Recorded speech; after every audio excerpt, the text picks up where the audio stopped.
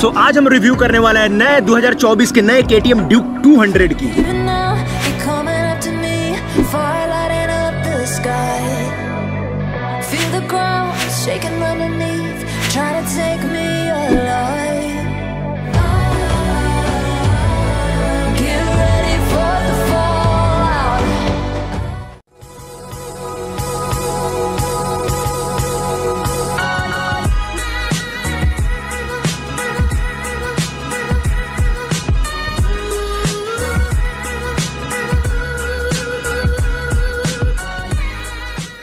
तो इस रिव्यू को स्टार्ट करने से पहले सबसे बड़ा वाला big thanks to Chaudhary Moto Planet, जिन्होंने मुझे अपना ये KTM लेने दिया।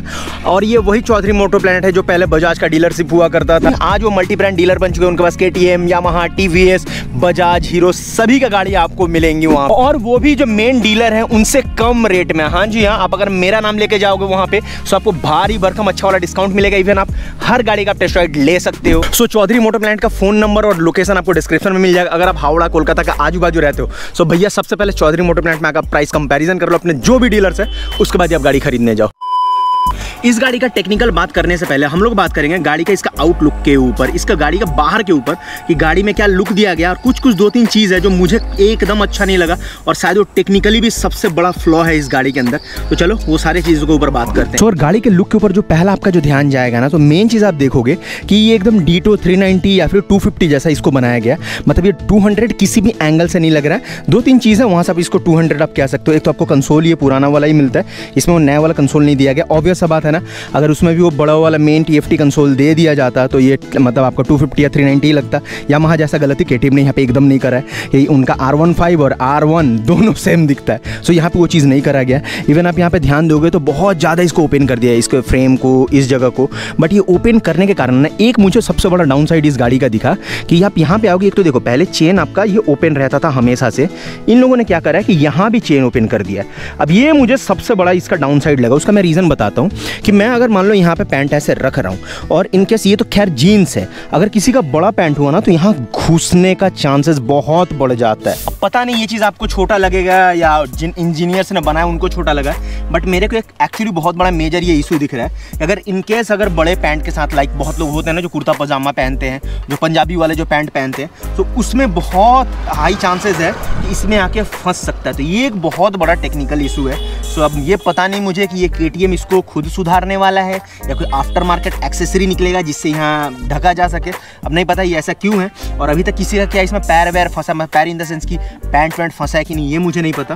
बट एक बहुत बड़ा डाउन साइड है इस गाड़ी का। बट अगर ओवरऑल लुक के बारे में बात करूँ तो बहुत ही कमाल का भी लगने लगा। सबसे पहला जो बड़ा जो अट्रैक्शन आपको दिखेगा ना, वो इसका हेडलाइट है। वो पुराना जो 390 का जो हेडलाइट आता था ना, अभी तो चेंज कर दिया गया है, उसको सीधा इसको यहाँ पे लाया गया है, जिसमें से आपको ये जो LEDs का DRLs है वो देखने को मिल जाते हैं आपको। फिर से यहाँ पे आपका जो LED है, जो LED हेडलैम्प है वो देखने को मिलता है, वो भी स्प्लिट के साथ। बट ये नॉर्मल नहीं, ये तो बताने जैसा कुछ है नहीं। ये KTM 390 का हमेशा से सिग्नेचर हेडलैम्प रहा है। सो ये आपको देखने को मिल जाता है। टैंक एकदम जो अभी नया वाला जो 390 निकला है ना, उसी का ही है। मतलब बेसिकली टैंक एकदम सेम है, बस श्राउड को थोड़ा और लंबा कर दिया। इस टैंक का जो प्रोटेक्टर है या फिर इसको श्राउड जो आप कह लो, अलग अलग आप वर्ड यूज़ कर सकते हो।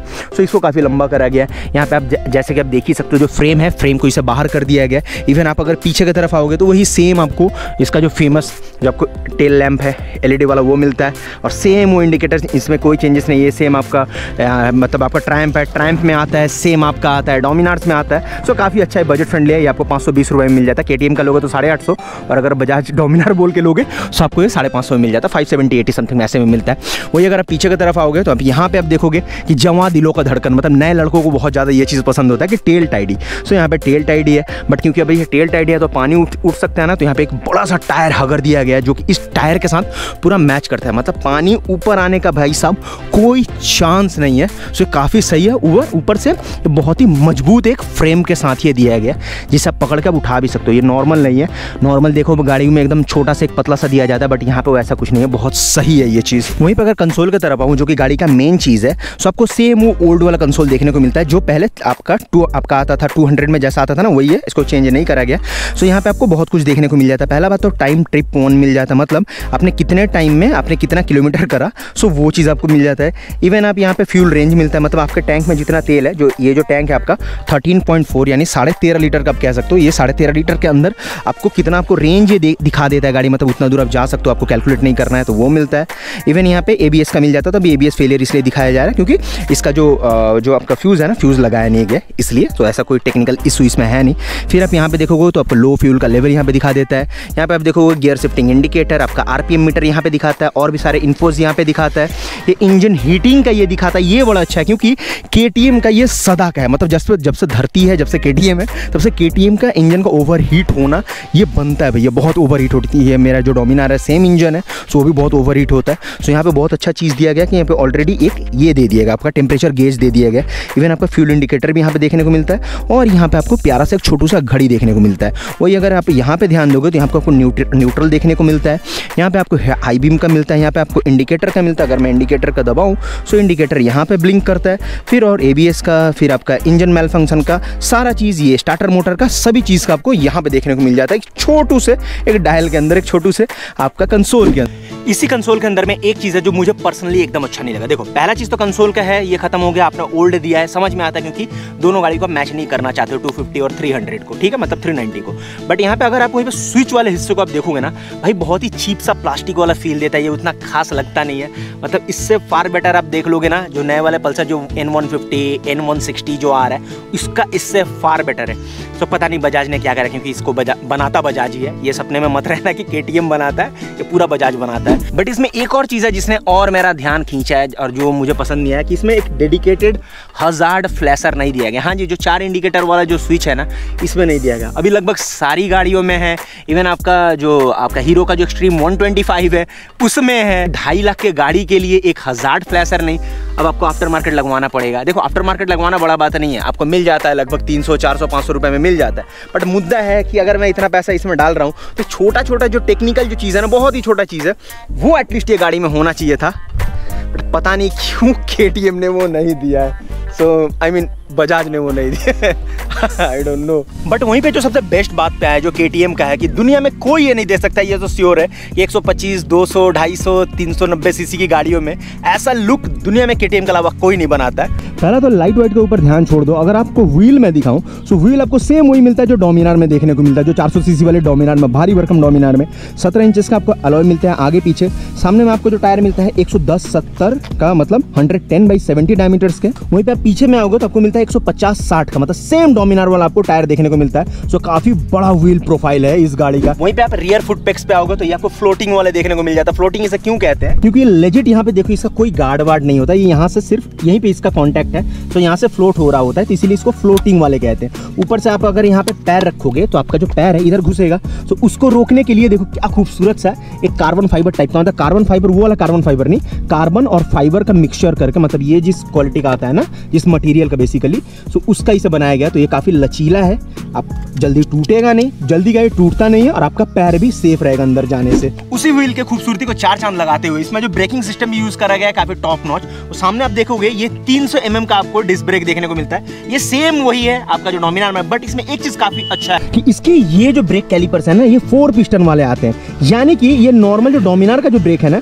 उससे ज्यादा ये कैची होता है और काफी तेज पकड़ता है ये। और वहीं पे पीछे का तरफ आप आओगे तो आपको मिलता है 230 mm का सेम वही डिस्क, पर पीछे में आपको मिलता है सिंगल पिस्टन के साथ, क्योंकि पीछे में उतना ज्यादा बाइट का जरूरत नहीं होता, मेन फ्रंट व्हील में आपको बाइट का जरूरत होता है। अब इस गाड़ी का जो सबसे इंपॉर्टेंट चीज वो है इस गाड़ी का इंजन, क्योंकि सिर्फ इसका लुक नहीं, इसको 4 चांद नहीं दिया है, दुनिया में नाम नहीं दिया, इसका रॉ पावर ने भी दिया है। सो ये जो 200 सीसी का इंजन है, अगर प्रिसाइजली मैं बताऊं 199.5 सीसी यानी 199.5 सीसी का इंजन, ये BS6 फेज 2 है। और अगर मैं टेक्निकली बोलने जाऊं तो BS7 या BS8 इंजन है, बट ये BS6 फेज 2 है, जो कि आता है E20 कंप्लायंस के साथ, यानी एथेनॉल 20 ब्लेंडिंग। ये ऑयल आराम से इसे झेल सकता है, ये इंजन आराम से उस पर काम करेगा। सो ये भाई साहब ये इंजन ये जनरेट करता है ऑलमोस्ट 25 PS का पावर, यानी 24.67 PS का पावर, 19.3 Nm पीक टॉर्क के साथ। हाँ जी, ये टॉर्क काफी ज्यादा होता है। ओके सो ये गियर डाउन,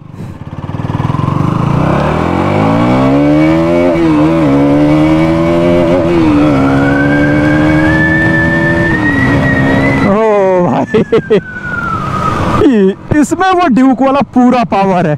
अब मैं आपको स्पीड दिखा नहीं सकता, वैसा बात है क्योंकि एकदम ब्रांड न्यू गाड़ी है ना, तो इसमें किसी में भी फ्यूज़ लगा नहीं होता है।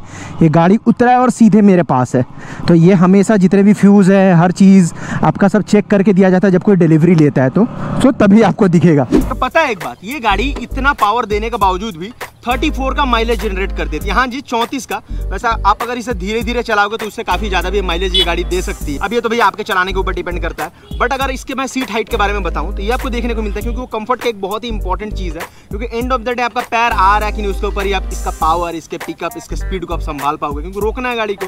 सो आपको जो सीट हाइट जो मिलता है 822 mm का, यानी 882 मिलीमीटर्स का। सो मैं भैया 5 फुट 10 इंच का हूँ, तो मेरे दोनों पैर आराम से आ रहे हैं, मेरे टिपटो नहीं होते। वो साइड में थोड़ा उधर है बोल के थोड़ा टिपटो हो रहा है, बट आपका कोई भी कंसर्न हो तो आप जाके टेस्ट राइड लेके दे सकते हो। चौधरी मोटो प्लांट आप आ सकते हो, आप वहाँ पे आप टेस्ट राइड ले सकते हो। बट ड्यूक के बारे में जो सबसे अच्छा चीज़ है, चाहे वो आप 390 एडवेंचर चला लो, चाहे इन भाई साहब को चला लो, जो सबसे अच्छा चीज़ मुझे लगता है कि एक तो गाड़ी है, वेटी है, पावर है, बट गाड़ी को ना थोड़ा छोटा बनाया जाता है, जिसके कारण क्या है कि इन सब ऐसे जगह पे ना मनूवर करना काफ़ी ईजी है। आप आराम से इसको लहरा सकते हो। अब चाहे यहाँ से देखो ऐसे जाके मैं आराम से मैं कॉर्नर पे मैं लेके जा सकता हूँ। ये एक ड्यूक का बहुत अच्छा फीचर है। देखो मैं इसको अपने हिसाब से मैं इसको कंट्रोल कर सकता हूँ। सो ये एक ड्यूक का सबसे बेस्ट बात है।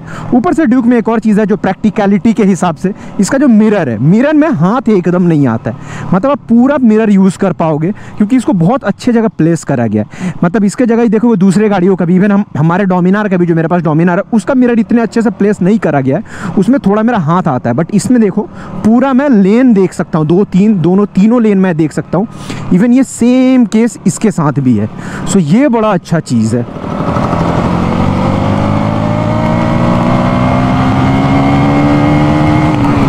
अगर भाई साहब के ग्राउंड क्लियरेंस का बात करूं, जो कि नीचे का हिस्सा है वो है 155 mm यानी 155 मिलीमीटर्स का। सो आप ऑफ रोडिंग भी बड़े ही आराम से कर सकते हो। मतलब एकदम आप 390 एडवेंचर की तरह इसको कूदा नहीं सकते हो, बट आराम से जा सकते हो। जो नॉर्मल हमारे देश के जो स्पीड ब्रेकर्स है, जो एवरेज जितने ऊंचे ऊंचे, उनको आप आराम से भले ही पार कर पाओ। बात जब हो रहा कंफर्ट का, तो उसमें भी इसमें काफी अच्छा ध्यान रखा गया। आगे पीछे आपको WP एपेक्स का एक काफी रेनॉन्ड ब्रांड है, उनका आपको सॉकर्स देखने को मिलता है। सामने में आप देखोगे UHD है, अपसाइड डाउन सॉकर्स, वो भी 43 mm के। वहीं पे आप अगर पीछे में आओगे तो पीछे में आपको देखने को मिलता है भाई एक सिंगल आपको मोनो तो मिलता ही है, उसके साथ ये 10 लेवल एडजस्टेबल वाला है। अब इस जैसे गाड़ी के लिए आपको UHD फोक और ये ऐसे मोनोशॉक चाहिए। इसका रीजन क्या है, UHD फोक उन गाड़ियों में होना चाहिए जो कॉर्नरिंग करती हैं जो गाड़ियां, क्योंकि कॉर्नरिंग के टाइम पे जो UHD फोक वाली गाड़ी है वो ज्यादा आपका स्टेबल रहती है, मतलब कॉर्नर्स पे उन सब गाड़ियों को कंपैरिजन में जिनमें टेलीस्कोपिक सस्पेंशन होता है। तो जितने भी आप हाई परफॉर्मेंस गाड़ियां देखोगे आप, उनमें आपको UHD फोक ही मिलेगा। पहले का डोमिनार में भले टेलीस्कोपिक था, बट अभी में आपको UHD देखने को मिलता है। अगर प्राइस का बात करूं तो ये हमारे हावड़ा में पड़ता है 2,32,000 का, दिल्ली में पड़ता है 2,28,000 का, और आप अपने सिटी के हिसाब से आप गूगल करके देख सकते हो। और अगर इस गाड़ी का टेस्ट ड्राइव लेना चाहते हो, कोलकाता हावड़ा में रहते हो, तो आप चौधरी मोटो प्लांट आ सकते हो। मैं डिस्क्रिप्शन में उनका फोन नंबर और इवन उनका जो गूगल मैप का लोकेशन है मैं वो दे दूंगा, और या फिर आप अपने लोकल KTM के डीलरशिप में जा सकते हो, आप वहां से ये गाड़ी ले सकते हो। और अगर तो आपको आज का वीडियो अच्छा लगा है तो पता नहीं क्या करना, लाइक कर देना, और आप मुझे इंस्टाग्राम पर फॉलो कर सकते हो मेरे ट्रैवलिंग कंटेंट्स के लिए। इवन मेरा ट्रैवलिंग कंटेंट देखना चाहते हो तो मेरे चैनल आपको डिस्क्रिप्शन में मिल जाएगा, सूरज सिंह राजपूत, आप उसमें जा सकते हो, आप वहां पर मेरा ट्रैवलिंग कंटेंट देख सकते हो। तो भैया इस नोट पे मैं आपसे मिलता हूं नेक्स्ट वीडियो में। Till then ride safe, use helmet and respect your parents, respect your country. जय हिंद, बाय बाय। मुझे डरना चाहिए इनको देख के। टाटा गौ माता, टाटा। भाई डर लगता है कि गाड़ी वाड़ी में आके ना ठोक जाए।